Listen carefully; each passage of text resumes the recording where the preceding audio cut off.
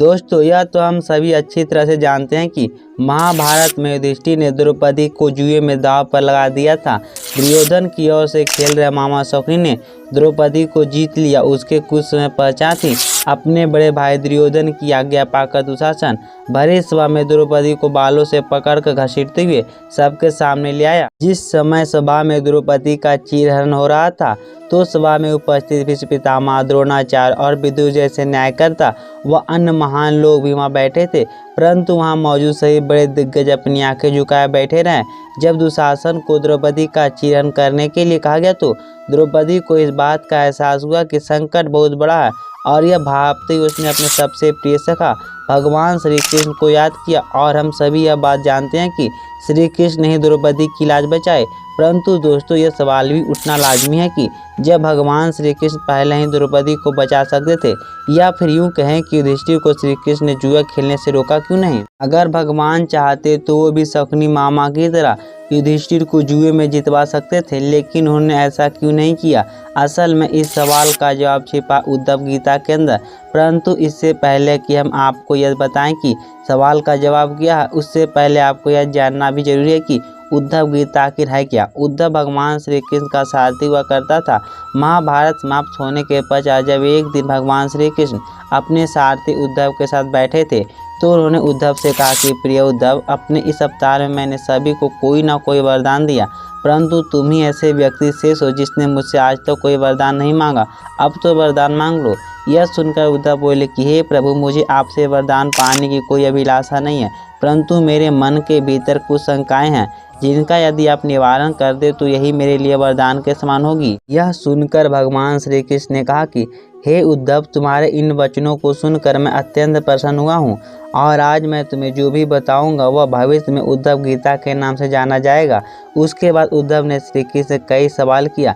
सबसे पहले उद्धव ने पूछा कि हे कृष्ण, आप तो पांडवों के सच्चे मित्र थे और उनका आप पर अटूट विश्वास था। आप तो भूतकाल, वर्तमान और भविष्य के ज्ञाता हैं, किंतु आपने भगवत गीता में सच्चे मित्र की जो परिभाषा दी है, क्या आपको नहीं लगता कि आपने उस परिभाषा के अनुरूप कार्य नहीं किया। आपने धर्मराज युधिष्ठिर को जुआ खेलने से क्यों नहीं रोका। इतना ही नहीं, आपने भाग्य को भी धर्मराज युधिष्ठिर के पक्ष में नहीं मोड़ा। आप चाहते तो युधिष्ठिर जीत सकते थे। यही नहीं, यदि आप चाहते तो युधिष्ठिर को धन, राज और समय को हराने के बाद तो रोक सकते थे। उसके बाद जब उन्होंने अपने भाइयों को दांव पर लगाना शुरू किया, तब तो आप सभा कक्ष में पहुंच सकते थे। आपने वो भी नहीं किया। उसके बाद जब दुर्योधन ने पांडवों को द्रौपदी को दांव पर लगाने के लिए प्रेरित किया और जीतने पर सब कुछ हारा हुआ वापस देने का प्रलोभन, कम से कम तब तो आप यह सब रोक सकते थे। आप अपनी दिव्य शक्ति के द्वारा पासे को धर्मराज के अनुकूल कर सकते थे, किंतु आपने तो तब हस्तक्षेप किया जब द्रौपदी का चीरहरण होना शुरू हो गया, जबकि उसकी लाज तो तभी उतर चुकी थी जब उसे बाल पकड़कर खींचकर सभा में ले जाकर निर्वस्त्र करने के लिए छोड़ दिया गया। तो ऐसे में आपने क्या बचाया। यदि आपने संकट के समय अपनों की सहायता नहीं की, तो आपको मित्र कैसे कहा जा सकता। बताइए, आपने संकट के समय पांडवों की सहायता क्यों नहीं की। क्या यही धर्म है। यह सुन भगवान श्री कृष्ण मुस्कुराते हुए बोले कि प्रिय उद्धव, यह सृष्टि का नियम है कि विवेकवान ही जीतता। उस समय दुर्योधन के पास विवेक था, परंतु धर्मराज के पास नहीं था। यही कारण रहा कि धर्मराज पराजित हुए। दुर्योधन के पास जुआ खेलने के लिए धन तो बहुत था, परंतु उसे पास से खेलना नहीं आता था। इसीलिए उसने अपने शकुनी मामा को जुआ खेलने के लिए उपयोग किया। यही विवेक है। धर्मराज भी इसी प्रकार से सोच सकते थे। वे अपने चचेरे भाई से पेशकश कर सकते थे, उनकी तरफ से मैं खेलूंगा, परंतु धर्मराज ने ऐसा नहीं किया। अब तुम जरा सोचो कि यदि शकुनी और मैं खेलते तो कौन जीतता। पासे के अंक उसके अनुसार आते या मेरे अनुसार। चलो इस बात को जाने दो, उन्होंने मुझे खेलने के लिए आमंत्रित नहीं किया। इस बात के लिए उन्हें क्षमा किया जा सकता, परंतु उन्होंने तो विवेक शून्यता से एक और बड़ी गलती की। उन्होंने मुझसे कहा कि मैं तब तक सभा कक्ष में ना हूँ जब तक कि मुझे बुलाया ना जाए, क्योंकि वे अपने दुर्भाग्य से खेल मुझसे छुपकर खेलना चाहते थे। वे नहीं चाहते थे कि मुझे मालूम हो कि वे जुआ खेल रहे हैं। इस प्रकार उन्होंने मुझे अपनी प्रार्थना से बांध दिया, मुझे सभा कक्ष में आने की अनुमति नहीं दी। इसके बाद भी मैं कक्ष के बाहर प्रतीक्षा कर रहा था कि कब कोई मुझे बुलाने के लिए आता है। भीम, अर्जुन, नकुल और सहदेव सभी मुझे भूल गए, बस अपने भाग और दुर्योधन को कोसते रहे। अपने भाई का आदेश पाकर जब दुशासन द्रौपदी को बाल पकड़कर सभा कक्ष में घसीटता हुआ लेकर आया तो द्रौपदी अपने सामर्थ्य के अनुसार जूझती रही, तब भी उसने मुझे नहीं पुकारा। उसकी बुद्धि भी केवल तभी जागृत हुई जब दुशासन ने उसे निर्वस्त्र करना प्रारंभ कर दिया और तब जाकर मुझे उसकी सील की रक्षा करने का अवसर मिला। जैसे मुझे द्रौपदी द्वारा पुकारा गया, मैं अविलंब पहुँच गया। अब उद्धव तुम बताओ कि इस स्थिति में मेरी गलती क्या है। श्री कृष्ण के मुख से ऐसी बातें सुनकर उद्धव ने कहा कि हे प्रभु, आपका वचन प्रभावशाली है, किंतु मुझे पूर्ण संतुष्टि नहीं हुई है। क्या मैं एक और प्रश्न पूछ सकता हूँ?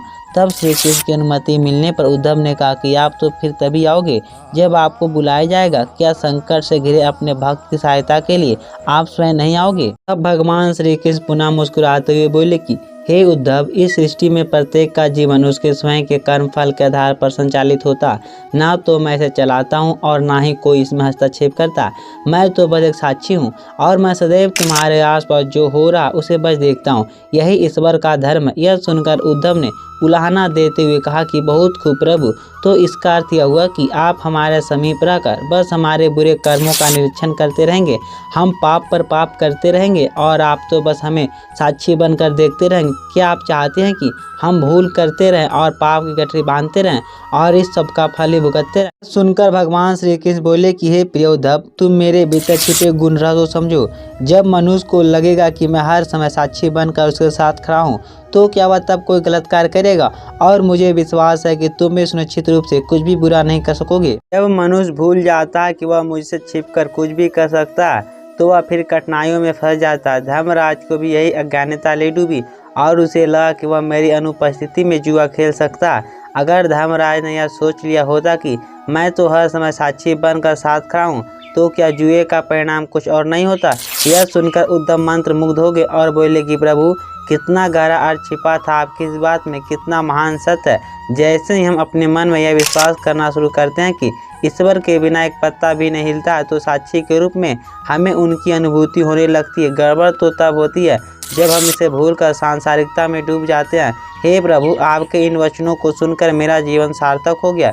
इसीलिए हर एक मनुष्य को मेरी सलाह यही है कि वह धर्मराज ऐसी भूल ना करे।